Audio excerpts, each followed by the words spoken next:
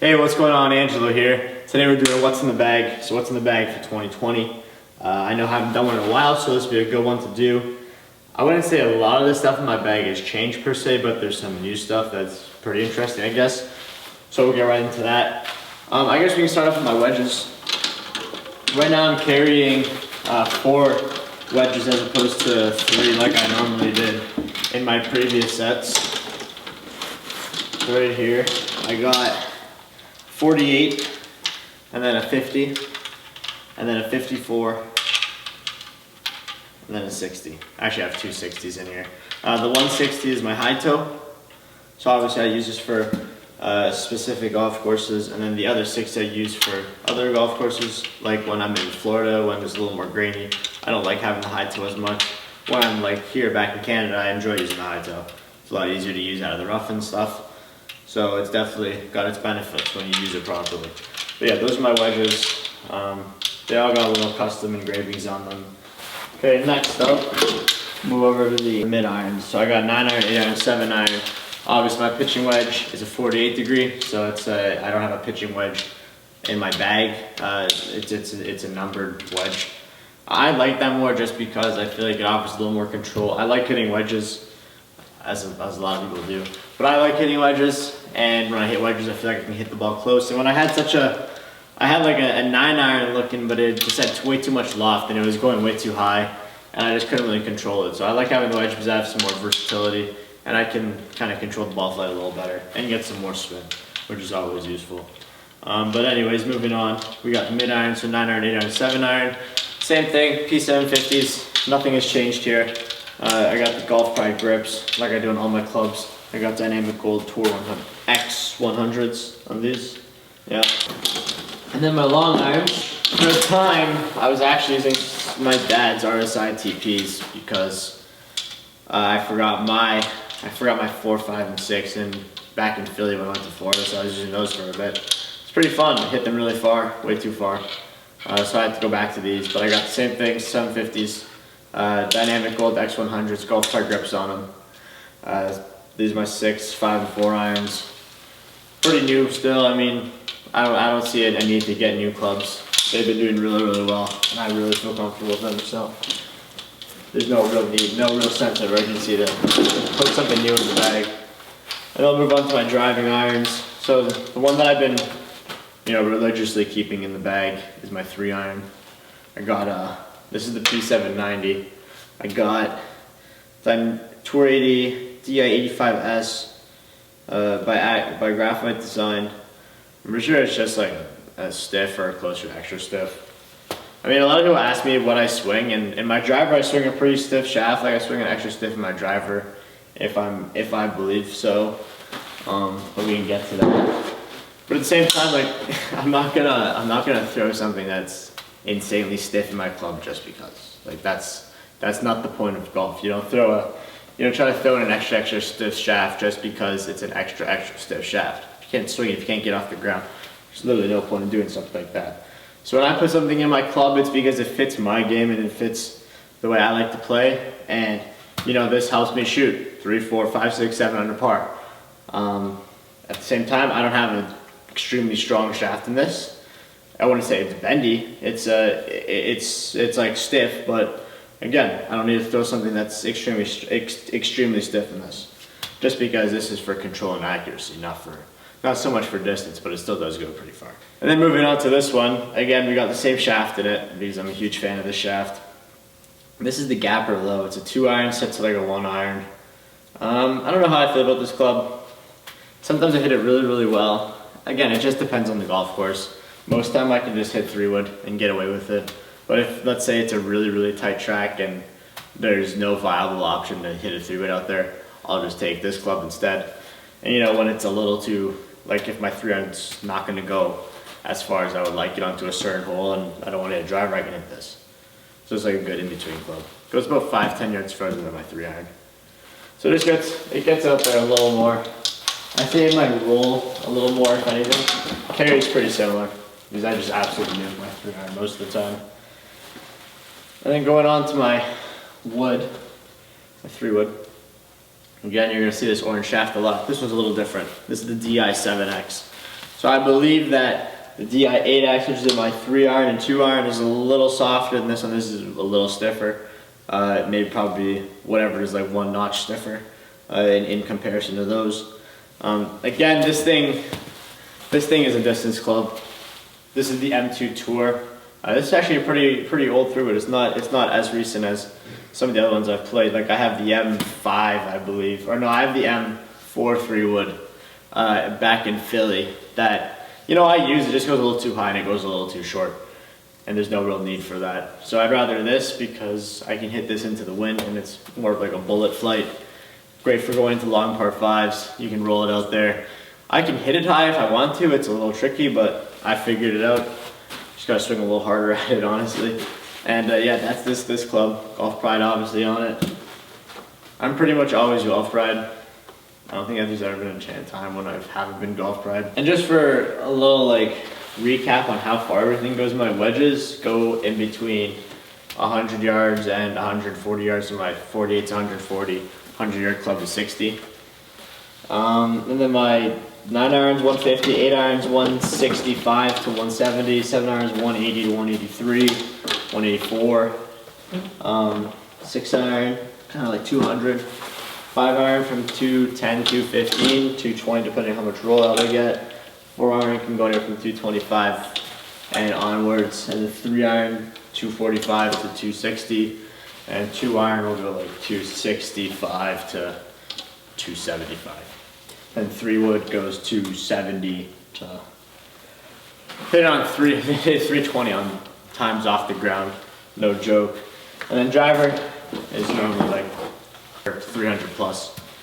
I've cranked a couple, especially in Florida. That one like went 340, 350. So this thing definitely goes. That's my favorite club in the bag, just to swing. I mean, it's such a fun club to swing. I got the driver. TaylorMade M5 Tour. I got the weights all the way up front, you know, lower that center of gravity, no spin. I'm a huge fan of just not spinning the ball. I know a lot of people who are, you know, will debate with me and say that it's better to put the weights in the back and you'll get a higher launch. And I just don't agree with that. I'd rather create a launch from, you know, from creating shoulder tilt in your golf swing as opposed to having to manipulate the golf club in order to get that launch. So I'm getting the same launch as some people just by tilting my shoulders and really, you know, getting a nice angle at contact versus some people that, you know, stay pretty on top of it at contact, especially on their driver, and just they need that extra spin. And then the result is they hit it high in the air with a lot of spin and it just one hops and stops.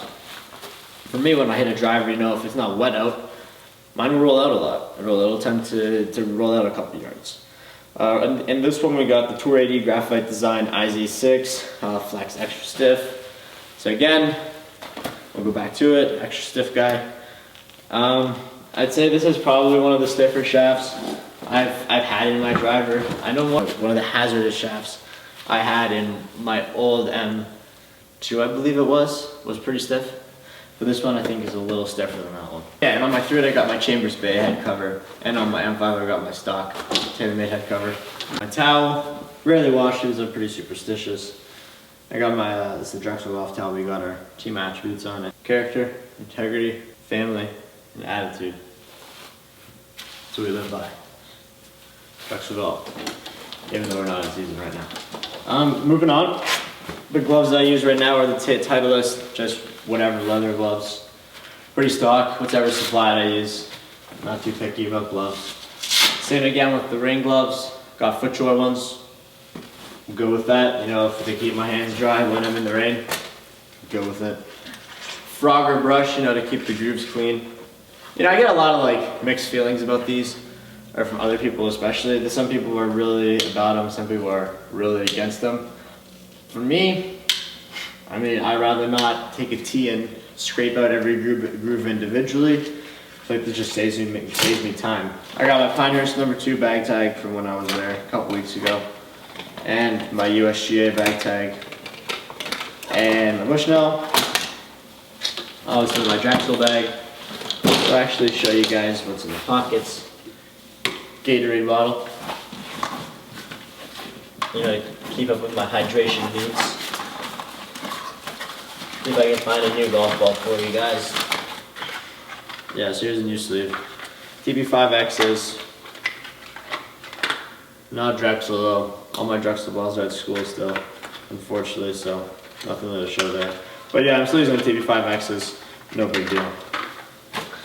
And in here, you know, I got my like divot tool, some markers, my ball marker upper, so a used golf ball. What I like to do still is I just put my line and then 3 dots on each side.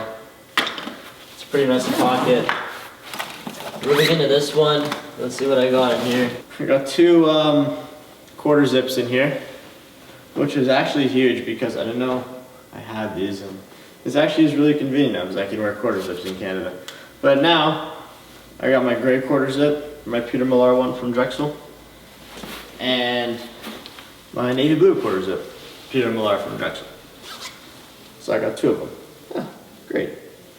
And I throw these in the wash and they wear it tomorrow while I'm on the stock market. And then also, because my last tournament we played at Pinehurst, it was a little chilly. I got some hot pockets. I got a hat because again it was a little cold. Some sunflower seeds, haven't been opened yet. Those ones aren't my favorite. More hot pockets. Some glove cover up. Some Cliff bars.